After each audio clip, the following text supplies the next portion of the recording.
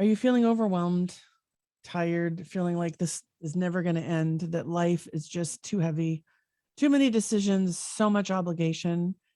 If you're feeling any of that right now, do I have a gift for you today? If you want to go from that to feeling fulfilled and have a sense of well-being, you want to listen in today, because Jeremy Reisig, aka Brother James, is here with me today. And I don't even know how to talk about how excited I am without people running away with my enthusiasm. Welcome, Jeremy. I'm so thrilled you're here on Control-Alt-Delete. I am grateful to be here with you, Lisa. I'm Mm, so excited for what we're going to create together. I know, right? So I have to be Yeah. honest with anyone listening in. We have a very small window before we start recording, and we were really just talking about how do we want to feel when we're done? What do we want to do? What kind of experience do we want to create? And we want really to leave everyone who listens in some practical, tangible tips for fulfillment and well-being. And so that's our conversation today. And I need to tell you why it's important that we're having this conversation with Jeremy. I met him about a year ago when I was given a tremendous opportunity to facilitate a very important workshop for one of the tech companies we support. And I knew I needed to do it differently. And I had heard of this group called Exchange, and Exchange is an amazing organization that Jeremy's part of. And he was the person I got to talk to learn more. And I have to tell you, when you think about this hybrid world we're in, where we don't really get to meet people in person. I didn't show up at an office and have an official meeting. I hopped in a Zoom, and here's this man with like such awesome vibe, cool energy. He's got his guitar, he's got like his iPad. And I'm like, am I in a music studio right now? And he's like, well, this is how I work. And I thought, well, I want to know more. So long story short, he walked me through the exchange approach, explained to me what I could do for our clients real time in that moment, even though I wasn't a member yet, just poured everything into me as a human being. And we connected so many amazing parts that I just had to be a part of Exchange. So now, I mean, if I introduce you, you're the admissions director of Exchange, which I never felt I was in an admissions office. I felt I was literally in a connection office. Um, and you do some amazing work facilitating and unlocking heads and hearts at speed and scale. You're a musician. There's so much to you, Jeremy, that I don't even know how to introduce you as far as what you do. I'd like to introduce as who you are, my experience of you. And that is someone who is very in tune with the magic of energy, who completely understands the power of music and healing, who brings your heart into everything you do. I mean, on every conversation and every communication, who leads large groups to unlock their collective wisdom, and who believes in giving back and making the world better than the way you found it. And so Mm. I mean, there's nobody better to have this conversation with today when we talk about fulfillment and well-being, because, well, when I'm around you, I feel better, and I feel my well-being is in a better place. And so I'd love to share you with our listeners today. Share away. Yeah. So I mean, let's talk technical for a second. What should people know about you as far as who you are and what you bring to the world? I've talked about what it's like being with you, but what's your why? Like, why do you do what you do? And what is it that you do? If you could even put it into words. What I try and do is I try to be a good vibe technician. I don't always succeed. However, I do strive to be a good vibe technician. And that's not just in every present moment. I'm trying to create a source of good energy. And that doesn't mean I'm always trying to create positive energy. It means that I'm trying to create a momentum for good things to happen for myself and for others in the present moment and into the future. Sometimes we Mm, can show up in the present and we show up for the present, and it's in the name of the future we could create. So I'm always trying to balance being a good vibe technician in the present moment and also looking into the future to understand the ripples that'll be created by the way I'm showing up in each moment in time. And so part of my why is I just want to be a force for good on planet Earth. mm-hmm. I have to say that is not a small why, my friend. That's a massive why. And when I think about the leaders in tech who go into tech because they want to work on really cool things that really make a difference in our world. I mean, I even think of the phone. We were talking about Google Voice earlier, like all of the different things that have happened. It gets lost sometimes for them, and myself included, right? Because you get caught in the next tape out and the next layoff or the next acquisition, and is that guy a better coder than me, or is she going to get the role versus the person I want to? And there's all of the stress and self-doubt that kind of shows up in the land of tech. And to be a good vibe technician and thinking about how you approach any client engagement, any human engagement, what do you have to say about just feeling that always on, never good enough will replace you tomorrow? Like, what can somebody do right now to just take a moment when they're stuck in that space? What's your recommendation? It's a framework that you and I were talking about right before we jumped on, which is my invitation, if you will, because I'm not you who's on the other side listening to this, and I'm not in the same shoes that you're in your professional or personal life, and there may be many differences between you and me in so many different ways, and we might be on a very similar path. So what I'm gonna share is just an invitation, and that goes with really everything I'm sharing during the time here with Lisa. The ability to pause, to notice, and then to choose in a moment where you're feeling overwhelmed, in a moment where you're not feeling enough, in a moment where you're feeling stressed, in a moment where you're feeling judged, in a moment where you're feeling self-critical. The ability to pause and to remember that you're not your mind, and that your mind is kind of just itself is a human technology that is spinning thoughts, thought after thought after thought after thought after thought. So the ability to pause and not be a victim of the thought, but to pause and then to notice the thoughts and to notice the different types of thoughts, and then maybe even to notice the question that you're asking that is creating the thoughts. And right there is the opportunity to step into a new question. Once you recognize that you might be asking a disempowering question, or maybe you just notice you're not feeling right. In that noticing, when you can ask a question that takes you towards a generative answer, you naturally become more peaceful. You naturally become more calm, more confident, and more able to choose your next step with a little bit more patience and a little bit less stress. And so that's a long way of me saying, ask what you're grateful for, or ask, what can I learn right now that will help me in the future? What can I learn about the way that I'm thinking that if I really break it down, I could take this learning and apply it to helping someone else in the future? What is it that I can appreciate about today, about nature, about the food that I have? So there's the power of the question, I think, is truly one of our most powerful sources of energy in our lives on a day-to-day basis. And to kind of use that framework, it's you pause and then you notice. And in that noticing, you could ask a question that takes you away from that self-judgment, that feeling of stress, that feeling of overwhelm, and that gives you an opportunity to choose a new reality simply by pausing, noticing, asking a question, and then choosing a new direction.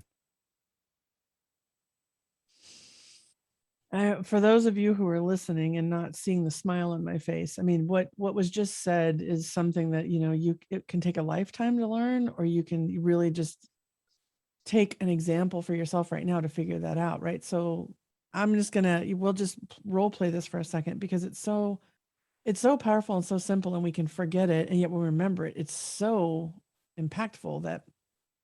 So if I'm writing code, and I have to get it to the customer tomorrow, and I notice there's all this shitty code, excuse my French, that wasn't supposed to be there, but now I own it and I got to fix it. My thought could be, well, there they go again, screwing me over. Yep, I get the last end of the robber. You just could go into like victim space, right? And then you get stressed out and angry. Or you could do something else. And it's what I'd love to just unpack with you, if we could, is the power of the question. So if the question is, why me, and why do I deserve this, or why do I always get this? Here we go again. That's one lens, right? But is there another way to look at that you would invite people to think about right now? Because I know you're so good at these questions, and I'm just curious what shows up for you when I describe that. Mm. Well, I think what comes up for me is giving ourselves choices is the opportunity in the moment that you're describing, and getting reactive and starting to ask a certain series of questions of why me? Why does this always happen? Why did they do this to me? If you can pause just enough before you start to spin a web that empowers those questions to have a very strong answer. Because what happens is we ask a question, we gain an answer, and as soon as we start to see that answer, we start to place other chess pieces or other types of structures that just strengthen, I'm just going to call it the downward spiral, or a web of negativity, or a web of victim, feeling like a victim. Mm-hmm. Just being curious enough to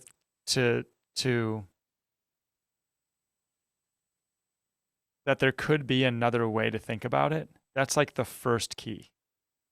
That's like the first thing. And right there in that curiosity is opportunity. And right there, even if you continue to go down the same pattern, little by little, the opportunity gap gets a little bit bigger. So instead of just, oh, I'm feeling overwhelmed, I'm feeling like this deadline, I'm not going to meet it, I feel like I'm going to get in trouble, I feel like I'm feeling competitive now, I feel as if I'm getting defensive.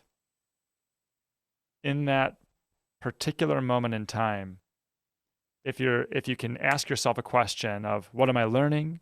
Or again, what can I, it's almost too simple. What can I appreciate right now? Mm-hmm. What's another option? What's another opportunity for me to see this exact moment right now? Like, what's another way I could see this? What can I learn about myself that is useful by feeling these things right now? And that particular spot of just being able to pause, and I know I'm saying the same thing as I did before, Yeah, because that's it really really important. is, instead of having a specific answer, it's more about being curious, Mm-hmm. and being curious if there is another way, and giving yourself other options that then allows you to truly choose which option will best serve you and others in that moment in time. And this is you said it beautifully. It's something that can take forever. It does take forever, because every situation, every day is different.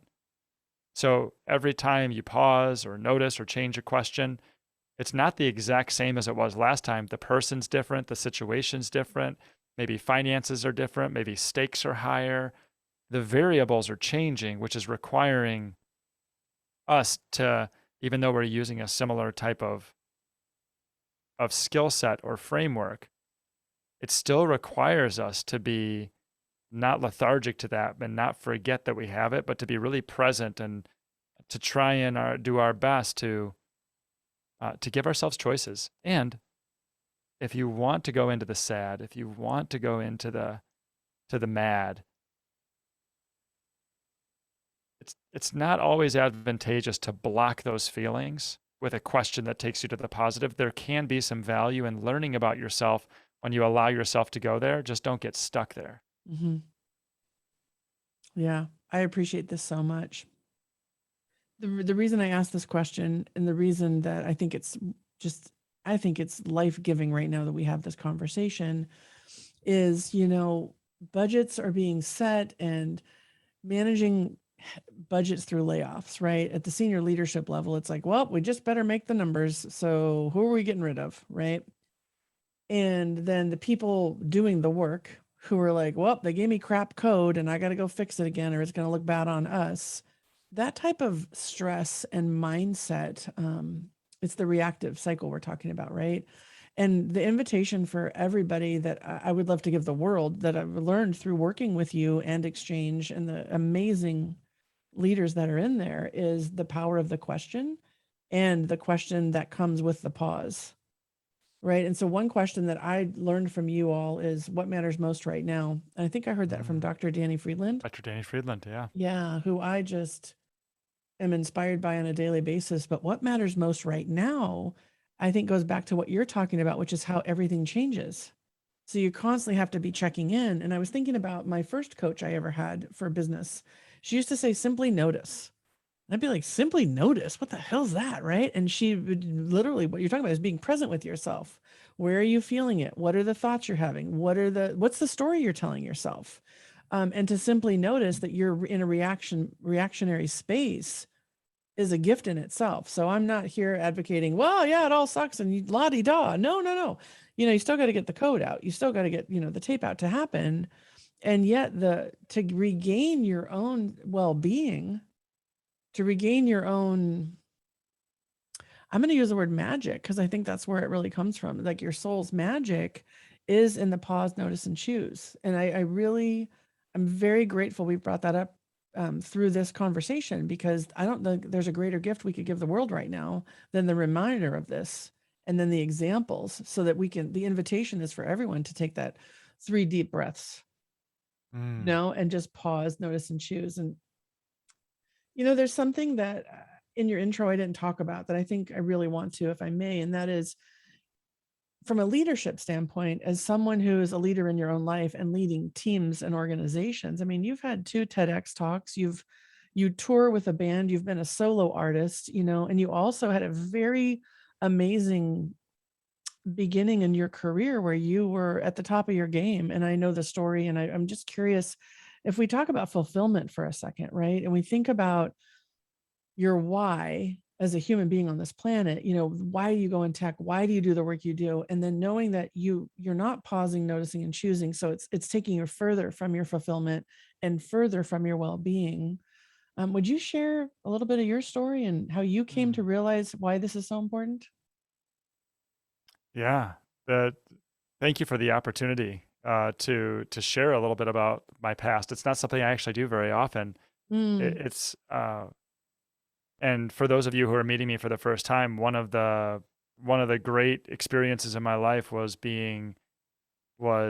getting involved in a company called Cutco Cutlery, which is marketed by a company called Vector Marketing. So if you have any Cutco knives, thank you for your purchase. It's an incredible product. I just heard a wonderful story today about a 90-year-old grandpa who was given a knife to cut open his present. He said, "Is it Cutco? Because I'm not using anything else." So Cutco is such an incredible organization, such an incredible product, and Vector Marketing is an incredible organization. I found Vector Marketing when I was 20 years old. I very quickly rose to the top and became one of the top sales reps in the company for many, many years. And during that time, I was very competitive. I was very keep up with the Joneses. I was successful, so I was able to keep up with the Joneses. And what I noticed is that and what does keeping up with the Joneses means? It means that if one of my buddies gets a new car, then I should go get a new car.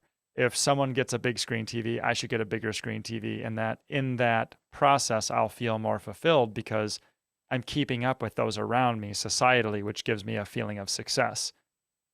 Very quickly, I realized that there was something missing in that equation, in the way that in the fulfillment that I would feel when I would buy a new car or get a big screen TV or win trophies. There was something there that still made me feel like there could be something more, and something more non-material, something more inside of myself, something that was being pulled. I had to push pretty hard to have the success in the sales. But music and entertainment, it's pulled out of me. Being an entertainer, I should say, like it's pulled out of me. I'm pulled towards it versus having to like rev myself up to push myself towards a goal. So I'd say the first thing that I noticed about myself was pausing long enough to not care what other people thought as my number one reason for making my decisions about what I wanted to do in my life. And in that pause of just being like, should I continue to be a top sales rep and like just make a whole bunch of money? And again, the opportunity in Vector is incredible. The people are incredible. It's a home. I still feel like I'm home when I go there. I have tremendous friends in Vector that I call upon for advice and friendship and for shared experiences monthly. So this is not about vector, or because they are the best of the best. They're world class, which makes the equation even more complicated. Meaning, like, you've got great friends, you've got great, you know, opportunities for earning income, you've got resources, you're traveling. So why not feel completely fulfilled in a sense of well-being? Why feel the anxiety and stress? And part of it was that I really believe we're all put here to do something special. We're all put here to do something that is being pulled out of us, and it's our job to pay attention and to tune in and to follow that pull, even if at times it doesn't make sense. And in order to do that, pausing is like the key. So not only in each present moment where you're pausing and finding a new question, for me, I was pausing and looking for new options. So I tried lots of things. I was just looking at a Gary Vee post the other day, and I really appreciate Gary Vee's perspective on many things. There are certain things that I think he's a wild character, and I still appreciate him being authentic. But the thing he said is, try lots and lots and lots and lots of things that you're interested in to continue to evolve and find your thing, because it might change throughout life. And even if your career doesn't change, how can you position interests in a place in your life to where your career doesn't take all of your time? You still have an opportunity to engage in your passions, to engage in your hobbies, to engage in your interests. So my first step when I was a young, successful sales rep was creating space to try lots of things. I tried snowboard instructing. I tried going to college. I tried being on a softball team. I tried lots of things, but the thing that stood out most was if I paused and I journaled. And we can talk about rituals before we're done. I would love to touch on rituals, because I think rituals are such a key part of everything that starts to happen later in my life, and for so many people that I respect and love and appreciate, and that are the friends and family that I have that are very successful. Rituals is really the thing that they lean into, that provides them with the structure that creates the ability to be liberated with the success they're able to create. So I tried lots of things when I was in my 20s, and music just like pulled my soul. It just pulled my soul. And I like put a lid on it. Like, I was a drummer when I was younger. I never was really a singer, but I wanted to be a singer, but my voice wasn't that good. I couldn't hit notes. I was out of tune all the time. And really, in reality, I had not practiced it enough to hone the skill. And so I never thought of myself as a lead singer. So during my sales and marketing career, I eventually started joining bands and like using my sales skills to actually be the thing that got me into the band, because I couldn't sing. I could sort of drum and play percussion instruments, but my brother was the drummer of these bands that I joined, and I joined kind of like the manager type of skill set who could book more gigs and get more money and more drink tickets and food tickets. And so, but the point is that I paused enough and gave myself an opportunity to see options, and to actually start to map out options. I think a big opportunity for a sense of well-being and a sense of fulfillment is getting clear on our finances, our financial health, and understanding our financial health, because sometimes we don't know if we're healthy financially or not healthy financially, and because we don't have a clear picture, we don't really know how much space can be created in our lives. We don't know if we can take a break. We don't know if we can take a vacation. We don't know if we can do certain things. So especially if you're an entrepreneur out there running wild like I was when I was in my mid-20s to early 30s. So along the way of developing a skillful pursuit of my passions was financial intelligence, and starting to become more skillful with my budget and understanding how to not go into debt, and how to, or at least to go into debt intelligently with a route that I could pay it off if things got really bad. So really trying to be focused in on being somewhat smart as I pursued my passions. And then as I pursued more music and more creative ventures, it naturally led me to wondering, well, why am I doing this? Like, what is it about this pursuit of music and of creativity and of this hobby, of this passion? And I started to really dig into like the 6 levels of why. And initially it's like, oh, I really like it. And then it's like, oh, it's really fun. I like being seen by other people and being an entertainer. And then I started getting into why I wanted to write the words I wrote. And it was like, wow, I really want to make a big difference in the world that can be felt across the world in a way that empowers people to become more mindful of this experience I've had in my life. And that's when I started to open myself up to a lot of vulnerability. Because when I went from being a percussion player and a successful salesperson to being a lead singer and a solo musician who is now the person singing the songs, writing the songs, I wasn't very good. But I knew I had to take a risk. And when you take that risk and you go out and you put yourself out there, there's a chance to fail. There's a chance for feedback from people that isn't positive, and there's a chance for you to not feel like you're good enough. And in that place, there's a vulnerability that happens where in the vulnerability, back to the pausing and noticing, you learn so much about yourself, and you learn how to be strong and how to be resilient. And it's almost like self-inflicted pain where you're pushing into this uncomfortable space. And as I pushed into that place and took chances and sang in front of people, I became stronger in my own ability to continue to want to be a force for good. Because the one response that came back was not that your voice is good and not that these songs are great. People would just say, I really appreciate that you're spreading a positive message, almost like a sign from the universe that was like, people just want to hear music that makes them feel like they can be resilient, like they can be courageous, like they can be enough. Like they just want to listen to music that makes them feel good. And I was like, I can do that. I can write that. And then as a musician, I started to venture into the event space. And I didn't just play clubs and venues and shows the traditional way. I started to get into personal development events. And I was hired and brought in by Exchange to do an event at one of their trainings. And when I saw what they were up to, I was like, oh my gosh, this whole idea of designing and facilitating group experiences that unlock the intelligence and the potential and the connection and the generative spirit inside of a group of humans, this is really powerful. And if I can combine this with music and I can go out and become a facilitator and a musician, just imagine the difference I can make in the world in a positive way.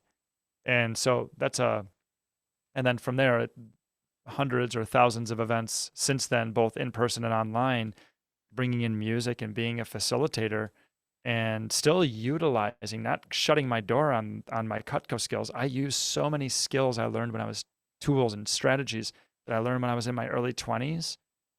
I still use them every day today. And I think sometimes we have a tendency to close doors on chapters of our lives and not borrow what we learned from that chapter and to propel it forward or to bring it into the present, to propel us forward into the future. So that's a little bit about my story, and I really appreciate you asking and letting me share. It's been a while since I've shared it with that depth. So thanks for listening. Oh my gosh. First of all, thank you for sharing, because it's such a fascinating story. And like I said, I've known you for a little over a year. I've watched your TED Talks. I've experienced your music. I had blah. I've experienced your music. I'll say some more about that in a second. The thing that I think the pull through here is so magical in the way that unfolded was, you had everything you thought you wanted. And you're like, is that all there is? To use my words, not yours. Right. And that usually is where burnout happens. Burnout, they just, well, I'm just going to keep giving and giving and giving. And then the fulfillment shrinks and shrinks. And what I heard you share a story about was the continued evolution of you as a human, and not letting yourself stay in one lane and then just burn out, but be like, nope, I'm going to answer the call. There's some sort of feeling or knowing there's something else here. And I'm going to, as scared as I am, try it anyway. And then I also heard you say, which is such another really great tip for people who are experiencing burnout, is you took the best with you. Do you know what I mean? Like instead of like, you said shut the door, I think, instead of shutting the door on that, it's like, oh no, that can help me here too. So the evolution of you as a human on this planet, with your soul, your heart, your head, all of it aligned, is just, it's a beautiful story, I think, for anyone listening right now to know that you can be an amazing tech leader and a great musician or a baker, right? I have a client right now that has an Instagram account that is off the charts with her baking, and that's what she does for stress management. And she's an amazing tech leader. I had a CEO I used to work with who's an amazing, bass player, do you know? And so what I'm hearing you say in all of this is continuing to pause, notice, and choose, to listen to the whispers, the callings, and to make sure that your life is full and not just like one Yes. dimensional. Yeah, and you said something so key, which is that you could call that closing of the door an either or. And what I've tried to do is create both ands. Yes. Yeah. It's like, Yeah. oh, well, I can still go out and do some of this sales stuff and pay my bills while I go pursue this passion. Now, again, everyone's life is different, and we all have different responsibilities financially and with people that count on us. So in my position, I was able to earn through one category of life, but then also take those very same skills of selling and use them to create more opportunities for myself to be a musician. And so it was like it was a both and at the same time, even sometimes in the same day. Right. Yeah. Yeah. I also heard you say something that I really want to make sure gets highlighted for anyone listening, especially on the verge of burnout. Like, how could I possibly go do a hobby, or how could I possibly take on one more thing? I have foggy brain and I'm cynical and grumpy and everything sucks, right? The fact that you didn't figure it out overnight. No. You don't figure this stuff out overnight. It takes reflection and time. And you had mentioned rituals, and I wrote this down. So I'd really like to invite that conversation right now to make sure that it doesn't get lost. Because I mean, I have all kinds of other things, but the fact that you said rituals were a key for people like yourself and others to be successful, I want to make sure that we bring that into the conversation for people right now. So let's talk about rituals. What do you want to say about that? How can this help the listener today? The first ritual I ever started with in my life was exercise. So ritual number one is physiology. Motion creates emotion. And so physiology, and we all have different ways of working out. I have progressed from the weight room and like a gym rat to P90X in my home, to running miles upon miles and trails in the woods, to what has now become a combination of many things, but I would say the dominant practice is yoga. And so wherever you're at in your physical fitness journey, there's so many options these days, and so many options from home, or you can do it from your living room, or your for us it's a converted garage into a little gym. So, and I say us, myself and my wife. And so rituals, physical fitness. Number two, the second one I added, and I'm going to wrap this up in less than 5 minutes and give you a process that you can tap into immediately. The second thing I did is I heard a quote from Clint Eastwood when he was asked about what made him so successful. He said he made it his job to learn something new every single day.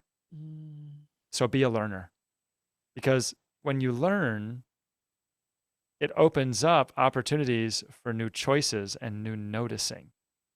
So when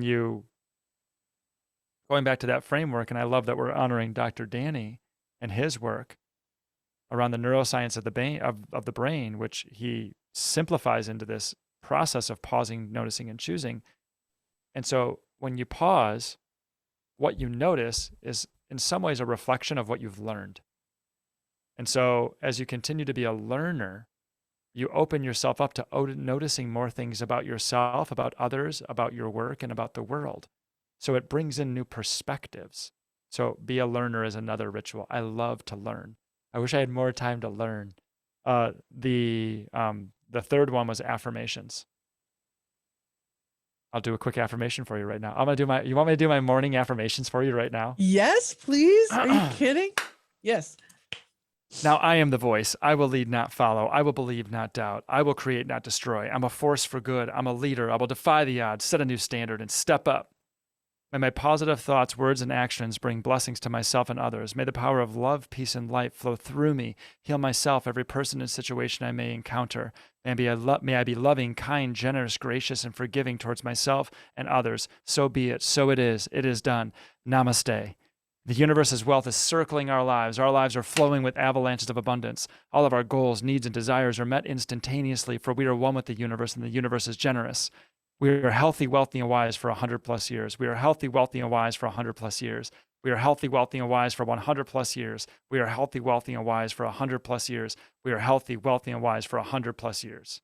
And so every morning I run through that series, and it programs me through affirming the words, because I believe words create worlds.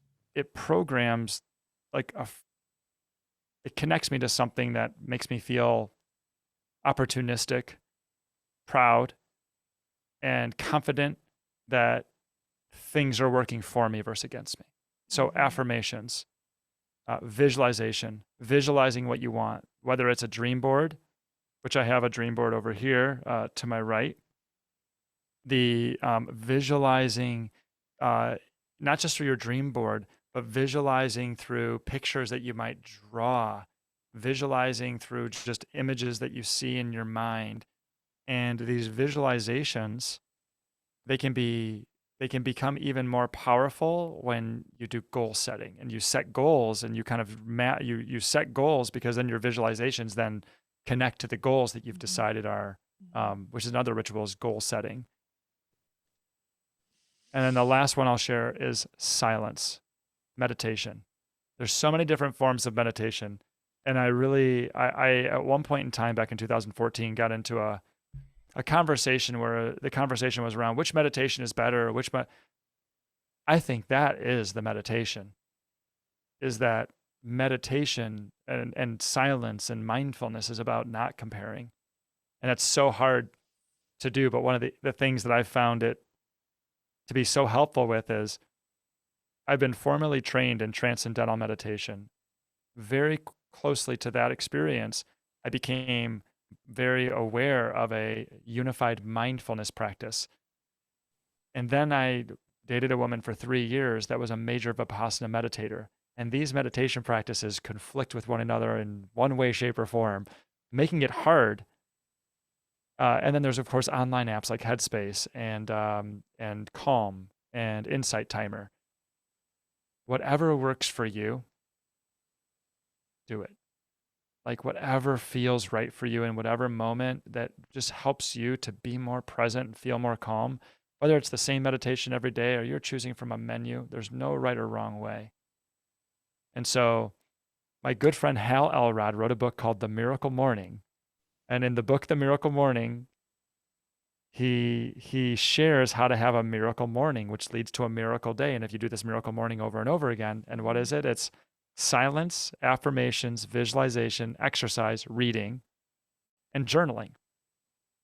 And that's been my ritual, that miracle morning, for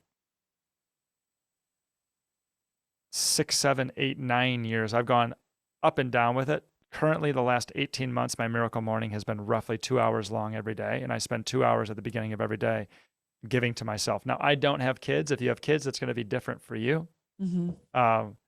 So those rituals, which is really meditation, affirmations, visualization, exercise, learning, and then journaling, is a powerful set, even if you just choose one, that provides its own sense of structure, that allows for more space in the moments in time to truly be the creator of your destiny versus the reactor to the present.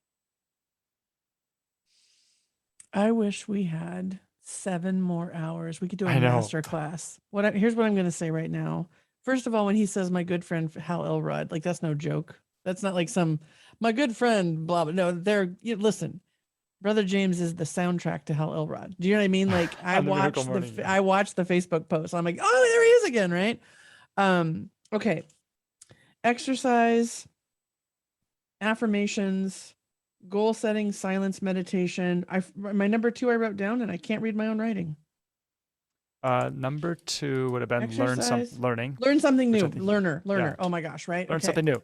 And if you're looking for how that fits into the savers, it's really the reading, because one of the fastest ways to learn something new these days is to read or to watch, whether it's a book, Audible, or watching and learning something on YouTube. Like if you were to see my tech, I don't think anyone's going to be able to see all this, but yeah, look all at this tech. Oh, look. All this tech. Yep.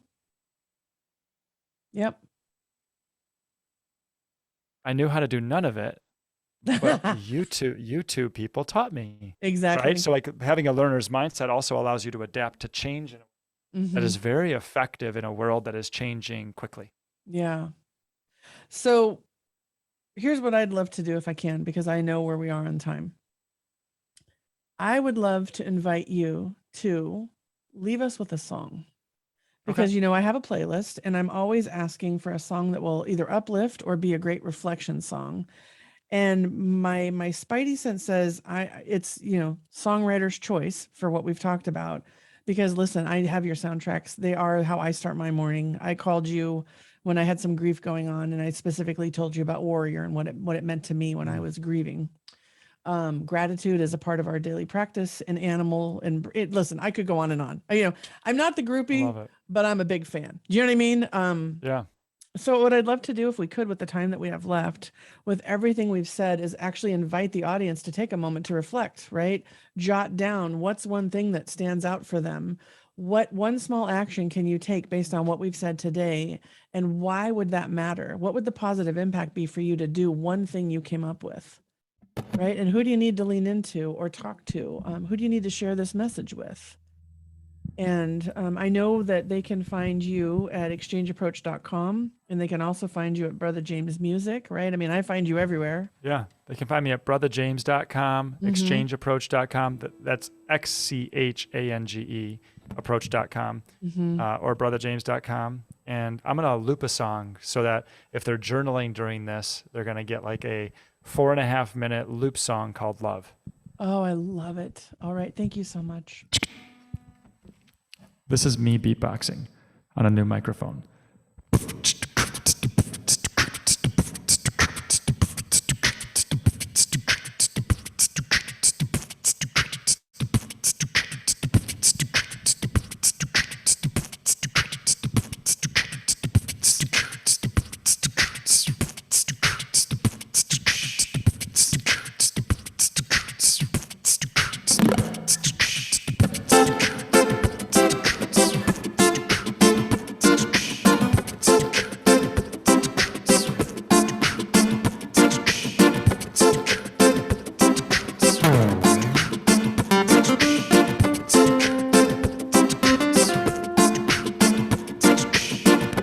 In this life of ours, how will we use our hearts? Being human's hard. How will we play these cards? With every choice, we choose our noise. With every look, we are gonna use our voice. It's time to stop in the name of love. Drop on the pedestal of love will show us the way. Wear it like a body glove, give away a big hug. It's time to demonstrate love, love, love. So much love between you and me. Love, love, love. Love remembers the little things. La, la, la, la, love. Love is the puzzle piece that I need. Love, love, love, love, love.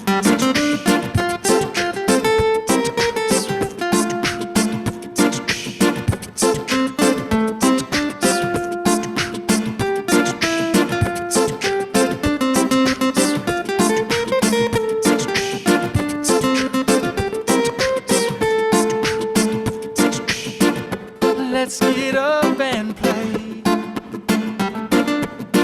Enjoy every day.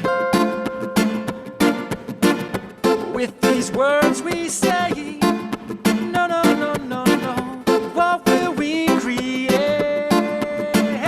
When we look into each other's eyes, when we're gonna look for strengths, we realize we can't stop in the name of love. Drop all the petty stuff. Love is gonna show us the way. Wear it like a body glove. Give away a big hug. It's time to demonstrate love, love, love. So much love between you and me. Love, love, love. Well, love remembers the little things. La, la, la, la, la. Love is the puzzle piece that I need. Love, love, love, love, love. Love, love, love, love, love.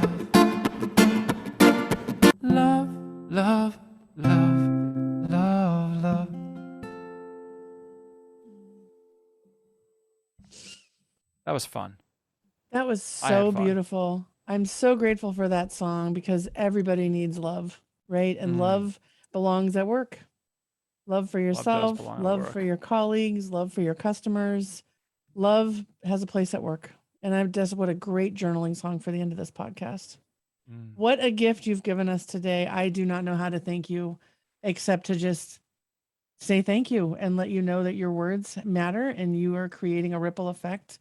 And it's such an honor to have you here today to share your message with this audience. And you know how blessed I feel to know you. It's truly an honor having you here today.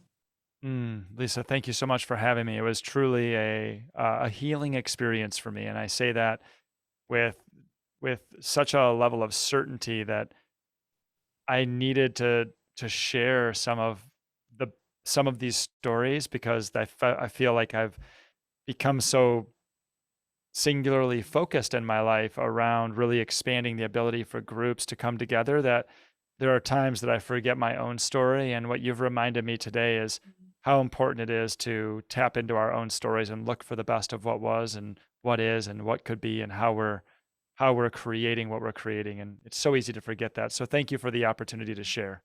Oh my gosh. Yes, I'm sending you love. You know, seriously, you're very welcome and it's an honor. So here's the double dog dare for the listener. All right, Go double journal dog. on what does love mean at work? What does love Mm, mean at home? Right? What question are you asking yourself that you might simply reframe? What could you do today to give yourself the slightest pause so that you can notice and choose? And I don't know, Brother James, do you have any other double dog dares you want to add?